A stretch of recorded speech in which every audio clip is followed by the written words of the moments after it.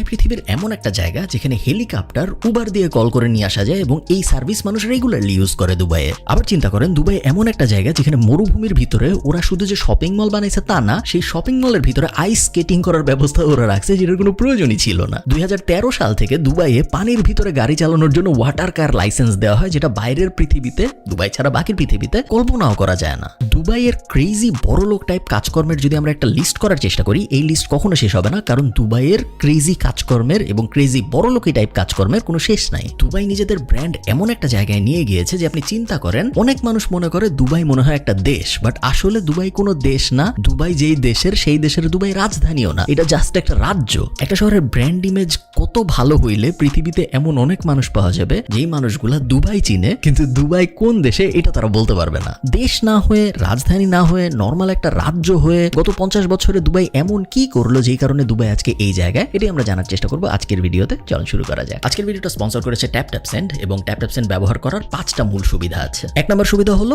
অ্যাপটা ইউজ করা পুরোপুরিভাবে ফ্রি। অ্যান্ড্রয়েড এবং iOS দুই ভার্সনই আছে, এবং আপনি যদি ইউজ করেন আপনার টাকা পাঠাতে এবং যিনি টাকা রিসিভ করবে তার টাকা রিসিভ করতে কোনো জায়গায় কোনো ট্রানজাকশন ফি কাটা হয় না। 2 নম্বর বেনিফিট হলো খুবই ভালো এক্সচেঞ্জ রেট। আপনারা এখানে দেখতে পারবেন যে আজকের এক্সচেঞ্জ রেট কত, যেদিন আমি ভিডিওটা এডিট করতেছি ওই দিনের, বাট আপনার দিন একটু অন্যরকম হবে, বাট এক্সচেঞ্জ রেট সবসময় বেশ ভালো পাওয়া যায়। 3 নম্বর বেনিফিট হলো আপনি যাকে টাকা পাঠাচ্ছেন আপনি সরাসরি তার নগদে, সরাসরি তার বিকাশে, সরাসরি তার ব্যাংক অ্যাকাউন্টে, বেসিক্যালি তার টাকা উঠানোর জন্য কোনো জায়গায় যেতে হবে না। টাকা সরাসরি তার এক্সিস্টিং অ্যাকাউন্টগুলোর ভিতরে চলে আসবে এবং মোটামুটি সব এক্সিস্টিং অ্যাকাউন্টেই টাকা পাঠানো যায়। 4 নম্বর বেনিফিট, খুব তাড়াতাড়ি টাকা চলে যায়। আপনার টাকা পাঠায় অপেক্ষা করতে হবে না যে রিসিভার সে অনেক দিন পর টাকা পাবে, এরকম হয় না। এবং 5 নম্বর বেনিফিট হলো আপনি যদি টাকা পাঠান এবং টাকা পাঠানোর সময় আপনি যদি KF কুপনটা ইউজ করেন, সেক্ষেত্রে আপনি যত টাকা পাঠাবেন তার সাথে 10 ইউনিট যোগ হয়ে যাবে। তো আপনি যদি কাউকে $100 পাঠান, যে রিসিভ করতেছে সে $110 পাবে। আপনি যদি কাউকে 100 দিরহাম পাঠান, ফর এক্সাম্পল, যেহেতু আমরা দুবাই নিয়ে কথাবার্তা বলতেছি, তাহলে সে 110 দিরহাম পাবে। এবং এইটার বিস্তারিত আমি ডেসক্রিপশনে উপরে নিচে সব জায়গায় দিয়ে দিব। আপনারা যারা দেশ থেকে বিদেশে বা বিদেশ থেকে দেশে বা এক দেশ থেকে অন্য দেশে টাকা পাঠাতে চান, তারা TapTapSend চেক আউট করে দেখতে পারেন।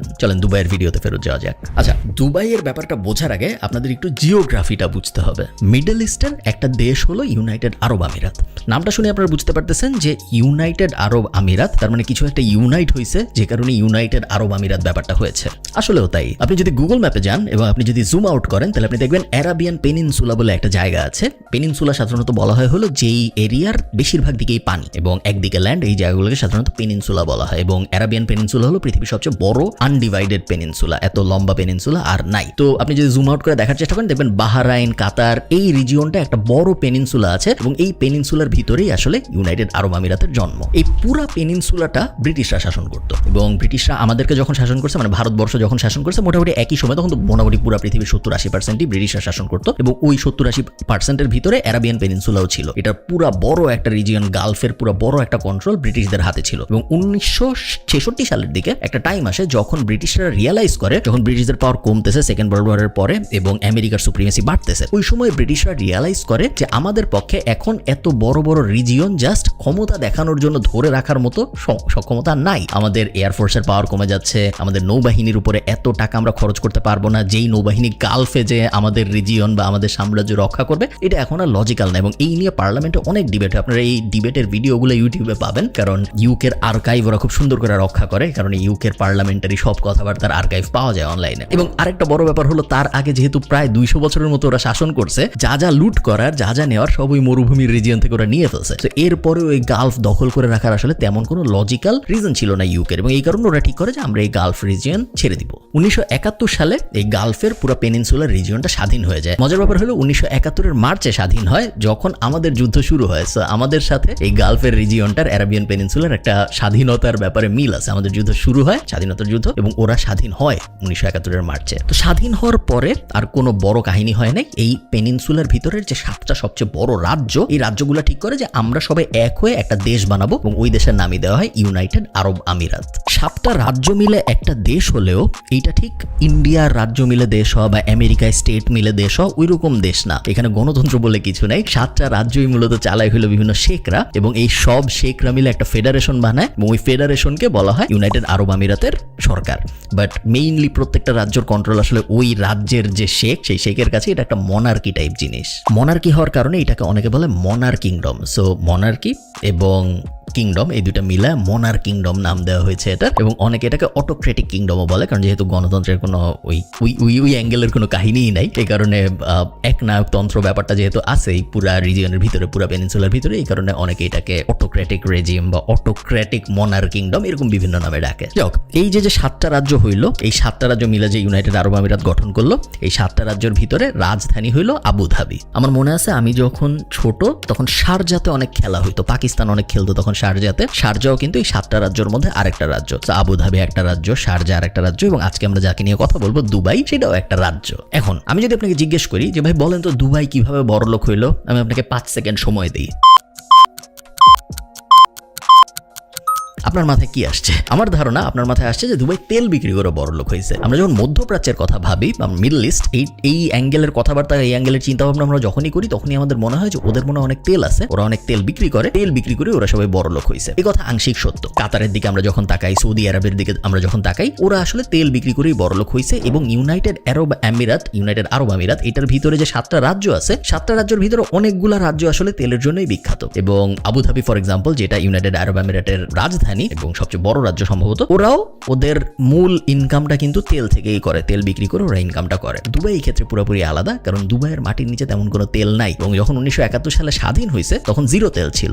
এখন তাও 1%-এর মতো দুবাইয়ের টোটাল জিডিপির তেল থেকে আসে 1% মাত্র। আবুধাবির 50%-এর বেশি, বাকিগুলার আরো বেশি। কাতারের কথা আমি বাদ দিলাম, ওগুলার আরো অনেক বেশি। বাট দুবাইয়ের 1%-এর মতো জিডিপিতে তেলের অবদান, যেইখানে 1971 সালে যখন ওরা স্বাধীন হয়েছিল তখন এটা 0% ছিল, ওদের তেলের কোনো অবদানই ছিল না। ইনফ্যাক্ট যখন এই স্বাধীনতাটা আসলো 1971 সালে এবং যখন এই রাজ্যগুলো মিলে ইউএই গঠন করলো, তখন অনেক মানুষ দুবাই ছেড়ে শুধুমাত্র এই কারণেই চলে গেছিল, কারণ ওদের মনে হয়েছিল যে আশপাশের পুরাটাই তো মরুভূমি, পুরাটারই কোনো জিওগ্রাফিক্যাল অ্যাডভান্টেজ সেরকম নাই, বাট এটলিস্ট বাকিগুলার তেল আছে। দুবাইয়ের তাও নাই। তো দুবাইয়ের যারা মানুষজন ছিল তারা আশপাশের যে রাজ্যগুলা, শারজা বলেন বা আবুধাবি বলেন বা আশপাশের বাকি যে 4টার মতো রাজ্য আছে, ওগুলো চলে গেছিল, কারণ ওদের মনে ছিল যে দুবাইয়ের কোনো ভবিষ্যৎই নাই। ফাস্ট ফরওয়ার্ড করে 50 বছর, দুবাইয়ের ভবিষ্যৎ কি হয়েছে আমরা দেখছি। দুনিয়ার সবচেয়ে বড় বড় ইনফ্রাস্ট্রাকচার বলেন, দুনিয়ার সবচেয়ে বড় বড় কোম্পানি বলেন, দুনিয়ার সবচেয়ে বেশি লাক্সারিয়াস লাইফস্টাইল বলেন, বা দুনিয়ার সবচেয়ে বেশি টাকা খরচ করনেওয়ালা মানুষ বলেন, দুনিয়ার সবচেয়ে বড় বড় হোটেল বলেন, র্যাঙ্কিং আমি যাই করি দুবাই এখন উপরের দিকে বসে। এই সব কিছু দুবাই করছে মাত্র 50 বছরে, এবং আমরা হিসাবটা খুব সুন্দর করে দেখতে পারি, কারণ আমাদের স্বাধীনতার বয়সও 50 বছর। তো বাংলাদেশের স্বাধীনতার বয়সও 50 বছর,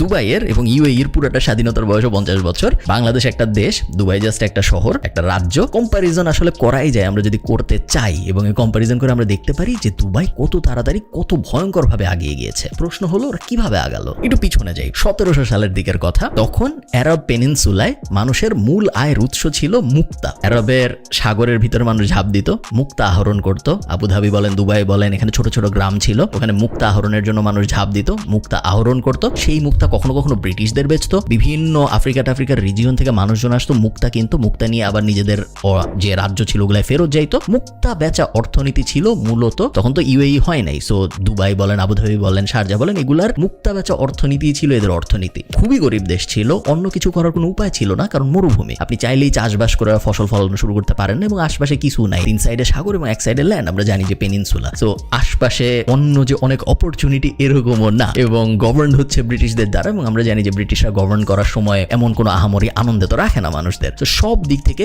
ভয়ঙ্কর নিষ্পেষিত ছিল এই পুরো রাজ্যটা। জাস্ট মুক্তা উঠানো এবং মাছ ধরা, 200 বছর ধরে দুবাইয়ের মানুষ শুধু তাই করছে। এবং দুবাইয়ের যে পুরান মানুষ, তাদের মাথায় এটাই ছিল যে আমাদের এই রাজ্য মনে হয় আর কোনোদিন কিছু করতে পারবে না, সারা জীবনই আমাদের জাস্ট মুক্তা আহরণ করতে হবে, সারা জীবনে আমাদের মাছ ধরতে হবে, এবং এইভাবেই আমাদের জীবন চলে যাবে। এই দেশ কখনোই বড় লোক দেশ হবে না। যখন 1971-এর যুদ্ধটা শেষ হয়, দুবাইয়ের যুদ্ধ, বাংলাদেশের না, তখন শেখ রাশিদ নামে একজন ক্ষমতায় আসে, এবং উনি ক্ষমতায় এসে বলে মুক্তার ব্যাপারে আমার আর কোনো আগ্রহ নাই, মাছের ব্যাপারে আমার আর কোনো আগ্রহ নাই, আমাদের পুরা ফোকাস হবে এখন ইনফ্রাস্ট্রাকচারে। 1960 সালে এই শেখ রাশিদ উনি দুবাই এয়ারপোর্ট বানায়, এবং তখন এয়ারপোর্ট বানানোটা ছিল একটা আকাশ কুসুম কল্পনা। দুবাইয়ের কাছে টাকাও ছিল না, লোন করে ধার নিয়ে ওরা এয়ারপোর্ট বানায়, কারণ উনি বলছে যে আমরা ইনফ্রাস্ট্রাকচারে অনেক ভালো করতে চাই। সামনাসামনি তো কেউ হাসতে পারে না, শেখ মানুষ, বাট গোপনে অনেক হাসাহাসি করতো সবাই যে এয়ারপোর্ট বানাচ্ছে, ওই মরুভূমির ভিতরে যাবে কে? মরুভূমির ভিতরে যা কিছু করারও নেই, ওই গরমের মধ্যে এত হার্শ ওয়েদারের ভিতরে মানুষ যাবে কি জন্য? তো অনেকে গোপনে হাসাহাসি করতো, আশেপাশের রাজ্যও হাসাহাসি করতো, বাট উনি বলেছে যে না, আমাদের ইনফ্রাস্ট্রাকচারে দুনিয়ার সেরা হতে হবে। খুব তাড়াতাড়ি, একদম খুব র্যাপিডলি মরুভূমির উপরে রাস্তা হয়, সেই রাস্তার উপরে ফ্লাইওভার হয়। ইনফ্রাস্ট্রাকচারালি দুবাই একদম একটা প্রাইম এক্সাম্পল হয়ে যায় যে কত তাড়াতাড়ি ইনফ্রাস্ট্রাকচার ডেভেলপ করে, মরুভূমির উপরে রাস্তা, সেই রাস্তার উপরে বাড়ি, খুব সুন্দরভাবে ইনফ্রাস্ট্রাকচার ডেভেলপমেন্ট ওরা করে ফেলে। কিন্তু তারপরেও একটা সমস্যা থেকে যায়। হ্যাঁ, আমি বুঝলাম তোমার মরুভূমির উপরে এখন রাস্তা আছে, বাট তার মানে কি আমি তোমার দেশে আসবো আমার ব্যবসা নিয়ে? তাও রাস্তা এনাফ রিজন না আসার জন্য, তাই না? কারণ আমাদের কাছেও রাস্তা আছে, বাকি পৃথিবীর যে দেশগুলো আছে ওদের কাছেও রাস্তা আছে। এমন কিছু নাই আসলে দুবাইয়ের যেই কারণে আমি আমার দেশের ব্যবসা দুবাইয়ে নিয়ে যাব, কোনো কারণই নাই। জাবের আলী ফ্রি জোন নামে 1985 সালে দুবাই একটা ফ্রি জোন বানায়। আপনারা যারা ফ্রি জোনের কনসেপ্টটা জানেন না, বাংলাদেশেও আছে এই জিনিস। দেশের ভিতরে একটা জোন বা একটা রিজিয়নকে বলা হয় ফ্রি জোন, যেখানে বিদেশি কোম্পানিগুলো এসে ওদের ব্যবসা দাঁড় করাইতে পারবে। এবং ফ্রি জোনে সাধারণত অনেক ইনসেন্টিভ দেওয়া হয়, কখনো কখনো ফ্রি অফিস দেওয়া হয়, কখনো কখনো নিরবিচ্ছিন্ন বিদ্যুৎ সেবা টেবা এই ধরনের জিনিসপত্র দেওয়া হয়, ট্যাক্স অনেক কমায় ফেলা হয়। যারা ফ্রি জোনের ভিতরে তাদের কোম্পানি সেট আপ করে তাদের জন্য এরকম অনেক বেনিফিট দেওয়া হয়। সো দুবাই 1985 সালে এই জিনিস করা শুরু করে। এই ফ্রি জোনের লোভে আস্তে আস্তে কোম্পানিরা দুবাইয়ে আসা শুরু করে এবং দুবাই মজা পেয়ে যায় এবং ওরা একের পর এক ফ্রি জোন বানাইতে থাকে। এবং কিছুদিনের মধ্যে দেখা যায় দুবাইয়ে 30টার বেশি ফ্রি জোন আছে এবং পৃথিবীর সবচেয়ে বড় ফ্রি জোনও দুবাই বানায় ফেলে। এখন এখানে একটা ব্যাপার আছে যে শুধু ফ্রি জোন দিয়েও আসলে হয় না, দুবাই এই জিনিসটাকে আরেকটা খুব সুন্দর ব্যাপার দিয়ে সাপ্লিমেন্ট করে, সেটা হলো ওদের আইনের শাসন।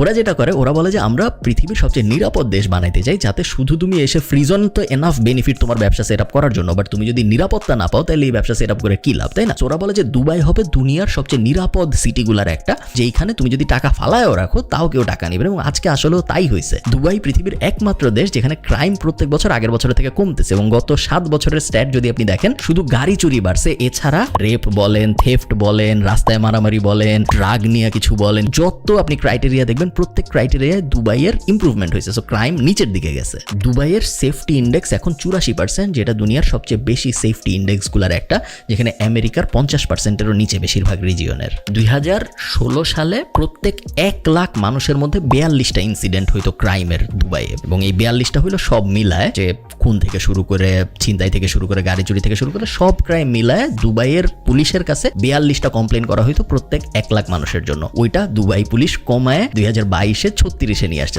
এখন প্রত্যেক 1 লাখ মানুষের মধ্যে 36 জন মানুষ কমপ্লেন করে এই বিভিন্ন কারণের যে কোনো একটা কারণে প্রত্যেক বছরে। আচ্ছা, ইনফ্রাস্ট্রাকচার দিয়ে তো অনেক দূর আগানো গেল, বাট এখানেই শেষ না। এরপরে 2002 সালে দুবাই আরেকটা মজার জিনিস ঘোষণা করে। ওরা ওয়েলকাম টু দুবাই নামে একটা প্রোগ্রাম চালু করে এবং এই প্রোগ্রামের ভিতরে ওরা বলে যে আপনি পৃথিবীর যেখানেই থাকেন, আপনার জন্ম পৃথিবীর যেখানেই হয়ে থাকুক, আপনি দুবাইয়ের রিয়েল এস্টেট কিনতে পারবেন, আপনি দুবাইয়ের এক্সিস্টিং রিয়েল এস্টেটে ইনভেস্ট করতে পারবেন, অথবা আপনি দুবাই এসে নতুন রিয়েল এস্টেট বানাইতে পারবেন। ততদিনে সবাই জেনে গেছে যে এইখানে ফ্রি জোন আছে, অনেক কোম্পানি চলে আসছে, এখানকার আইন কানুন ব্যবস্থা খুবই ভালো, ক্রাইম রেট খুবই কম। রিয়েল এস্টেটে যখন কেউ ইনভেস্ট করে তখন তারা এমন একটা জায়গা খুঁজে যেটা সেফ, এবং দুবাইয়ের থেকে সেফ জায়গা ওই সময় আর কোথাও ছিল না, যে কারণে পুরা পৃথিবীর থেকে মানুষজন এসে দুবাইয়ে ইনভেস্ট করা শুরু করে রিয়েল এস্টেটে। এই সময় দুবাইয়ের রিয়েল এস্টেটে এমন বুম হওয়া হয় যে একটা টাইমে দেখা যায় যে পুরা দুনিয়ায় যত ক্রেন আছে, ক্রেন লাগে না বাড়িটারি বানাইতে, পুরা দুনিয়ায় যত ক্রেন আছে সেই ক্রেনের 25% শুধু দুবাইয়ে। পুরা পৃথিবীর একের পর এক বিল্ডিং বানাচ্ছিল দুবাই আর বিক্রি হয়ে যাচ্ছিল, বিল্ডিং বানাচ্ছিল আর বিক্রি হয়ে যাচ্ছিল।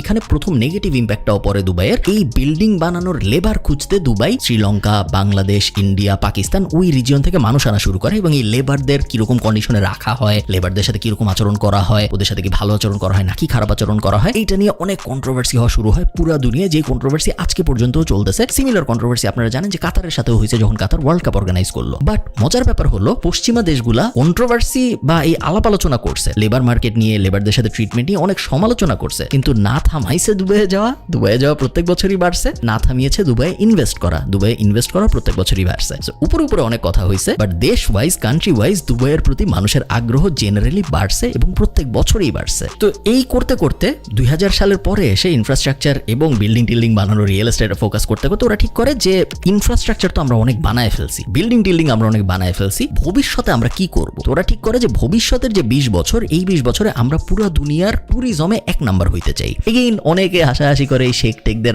কথাবার্তা নিয়ে যে মরুভূমির ভিতরে একটা দেশ কিছু বিল্ডিং বানাইছো। ট্যুরিজমের জন্য সাধারণত আমরা ততদিন পর্যন্ত কি জানি? ট্যুরিজমের জন্য পাহাড় লাগে, ট্যুরিজমের জন্য সাগর লাগে, ট্যুরিজমের জন্য সুন্দর ওয়েদার লাগে, কিছুই নাই দুবাই এগুলার। সো এই দেশ ট্যুরিজমে কিভাবে ভালো করবে, বাট শেখ এবং পুরা যে রাজ্যের যারা রাজা ছিল তারা সবাই বলে যে না, আমরা ট্যুরিজমে দুনিয়ার সেরা একজন হবই হব। এবং এর পরের থেকে ওরা ইনফ্রাস্ট্রাকচার কমাইছে এরকম না, উল্টা ইনফ্রাস্ট্রাকচার বাড়ছে, বাট ইনফ্রাস্ট্রাকচারের সাথে ওরা ট্যুরিজমের একটা অ্যাঙ্গেল বসাইছে। এরপরে যখন কেউ বাড়ি বানাইতে আসছে তখন দুবাই ওকে জিজ্ঞেস করছে নর্মাল বাড়ি বানাবা কেন, পৃথিবীর সবচেয়ে লম্বা বাড়িটা বানাই। নর্মাল শপিং মল বানাবা কেন, পৃথিবীর সবচেয়ে বড় শপিং মলটা বানাই। সো ইনফ্রাস্ট্রাকচারের ফোকাস, রিয়েল এস্টেটের ফোকাস ঠিকই থাকছে, বাট একই সাথে ওরা একটা ট্যুরিজম কম্পোনেন্ট উপরে বসাইছে যেন ইনফ্রাস্ট্রাকচার গুলাই ট্যুরিজমের জন্য আকর্ষণ হয়। আলাদা করে ট্যুরিজমের জন্য কিছু বানানো না লাগে। উঁচা একটা বিল্ডিং বানাইলে পৃথিবীর, ওটা ইনফ্রাস্ট্রাকচারও হইলো, ওটা আমার রিয়েল এস্টেটও হইলো, একই সাথে ওটা ট্যুরিজমও হয়ে গেল। কারণ পৃথিবীর সবচেয়ে উঁচা বিল্ডিং দেখতে পুরো দুনিয়ার থেকে মানুষ আমার কাছে আসবে। তো দুবাই এয়ারপোর্ট বড় করে পৃথিবীর সবচেয়ে বড় এয়ারপোর্ট গুলার একটা বানায়, দুবাই বার বানায়, ক্লাব বানায়, শপিং মল বানায়, এমন কিছু নাই যেটা ট্যুরিস্টদের লাগবে যেটা দুবাই বানায় না। এখানে একটা ব্যাপার আমরা বুঝতে হবে, দুবাই বালি ট্যুরিজম বা থাইল্যান্ড ট্যুরিজম এরকম ট্যুরিজম চায় নাই। দুবাই চেয়েছে এমন ট্যুরিজম যেখানে মানুষ আসবে এবং মানুষের খরচ করার জায়গার কোনো অভাব হবে না। দুবাই চায় মানুষ দুবাইয়ে আসুক, মানুষ ইচ্ছা মতো খরচ করুক, কারণ ওরা চায় ট্যুরিজম হবে ওদের রেভিনিউয়ের মেইন সোর্স। কেতাবি ভাষায় এই জিনিসটাকে বলে ক্যাপিটালিস্টিক ট্যুরিজম, বাট আমরা অত কেতাবি আলাপে না যাই। তো এই প্ল্যান আসলে সাকসেসফুল হয়েছে। আমরা যদি গত 50 বছরের দিকে তাকাই, দুবাই এখন পৃথিবীর 3 নম্বর ধনী পার ক্যাপিটায়। প্রথমে হইল কাতার, তারপর লুক্সেমবার্গ, ইউরোপের একটা দেশ। লুক্সেমবার্গ নিয়ে আমার একটা ভিডিও আছে, আপনারা যারা দেখেন নাই দেখতে পারেন, আমি লুক্সেমবার্গ গেছিলাম। এবং থার্ড হলো দুবাই। এবং এখানে কোনো স্টপিং নাই, থামবে এরকম কোনো ইন্ডিকেশন দেখা যাচ্ছে না, উল্টা প্রত্যেক বছরই আরো ভালো হচ্ছে। মনে আছে আমি বলছিলাম যে দুবাই 30টারও বেশি ফ্রি জোন বানায় ফেলছে ইকোনমির, এবং এই 30টার মধ্যে সবচেয়ে বড় যেটা, সেই একটার থেকেই দুবাইয়ের ইনকাম হয় $80 বিলিয়ন বেশি, এবং ওই একটাতেই কাজ করে প্রায় 1.5 লাখ মানুষ। তো আপনি বুঝতে পারতেছেন যে ফ্রি জোন বানানোতে দুবাইয়ের আসলে কিরকম বেনিফিট হয়েছিল। আমি যদি বলি পৃথিবীর সবচেয়ে বড় এক্স, এই এক্স এর জায়গায় আপনি যাই বসান চান্স আছে ওটা দুবাইয়ে। তো দুবাই ট্যুরিজমের জন্য কি করছে ওটা বলে আমি এই ভিডিও বড় করলাম না, কারণ আপনারা সবাই জানেন যে দুবাইয়ের ট্যুরিজমের জন্য আসলে কি ধরনের কাজকর্ম করা হয়। সো আমরা দুইটা ব্যাপার এখন পর্যন্ত দেখতে পাচ্ছি। এক হলো দুবাই যখন ইনফ্রাস্ট্রাকচারের দিকে ফোকাস করলো, যেটা সবাই হাসাহাসি করছিল, বাট ওটা সাকসেসফুল হয়েছে। এরপরে আমরা দেখলাম দুবাই রিয়েল এস্টেট এবং ট্যুরিজমের দিকে ফোকাস করলো, যেটাও অনেকে হাসাহাসি করেছিল, বাট দুবাই আইল্যান্ড, সাগর পানি দিয়ে মাটি দিয়ে ভরাট করে আইল্যান্ড পর্যন্ত বানায় দেখাই দিছে যে না, ওরা ট্যুরিজমের উপরে ফোকাস করে জিততে পারে। এই মুহূর্তে দুবাই যেটা করছে সেটা হলো ওরা পুরা দুনিয়ার থেকে উদ্যোক্তাদের এবং এন্টারপ্রেনারিয়াল মানুষদের নিয়ে আসতে চায় দুবাইয়ে। আপনারা যারা দুনিয়ার খোঁজ খবর রাখেন তারা হয়তো দেখছেন যে দুবাই এখন এন্টারপ্রেনার ভিসা দিচ্ছে। দুবাই ট্যাক্স 0% করে ফেলছে, যে বাকি দুনিয়ায় ট্যাক্স দিতে হয়, দুবাই আসলে তোমার কোনো ট্যাক্স দিতে হবে না। তুমি পার্সোনাল ইনকাম ট্যাক্স বলো, কর্পোরেট ট্যাক্স বলো, ক্রিপ্টোকারেন্সি বেচা ট্যাক্স বলো, কোনোটারই কোনো ট্যাক্স নাই, সব ফ্রি। এবং কোম্পানি সেট আপ করতে লাগে 1 ঘন্টা, কোম্পানি সেট আপ করার জন্য যাইতেও হয় না। পুরা দুনিয়ার থেকে আস্তে আস্তে ব্রাইট মানুষজন যারা ব্যবসা দাঁড় করাইতে পারে, যারা ব্যবসা দাঁড় করাইতে আগ্রহী বা যাদের এক্সিস্টিং ব্যবসা আছে, সবাই আস্তে আস্তে কিন্তু দুবাইয়ে যাওয়া শুরু করছে। এবং আগামী 50 বছর পরে এটা দেখলে একদমই অবাক হওয়ার কিছু নাই যে পৃথিবীর সবচেয়ে বড় বড় ব্যবসাগুলা দুবাইয়ের ভিতরে হচ্ছে। দুবাইয়ের এই গ্রোথ স্টোরিটার থেকে খুব ক্লিয়ারলি বোঝা যায় যে 50 বছর আসলে অনেক সময়, যদি কেউ সদিচ্ছা থেকে এবং অ্যাকচুয়ালি কাজ করার জন্য কাজ করে। এবং ওই এক্সকিউজটা যখন কোনো দেশ দেয় যে আমেরিকার তো 250 বছর লাগছে, আমরা মাত্র 50 বছরে কি করব, তখন এই জিনিসটাও দেখা উচিত যে দুবাইয়ের কিন্তু আসলে মাত্র 50 বছর লাগছে, সবার 250 বছর লাগে না। এবং এটারই একটা প্রাইম এক্সাম্পল হলো দুবাই। ভালো থাকেন সবাই, আশা করি দুবাইয়ের স্টোরিটা আপনাদের ভালো লেগেছে। আপনাদের সাথে আমার দেখা হবে পরে কোনো একটা ভিডিওতে। টাটা।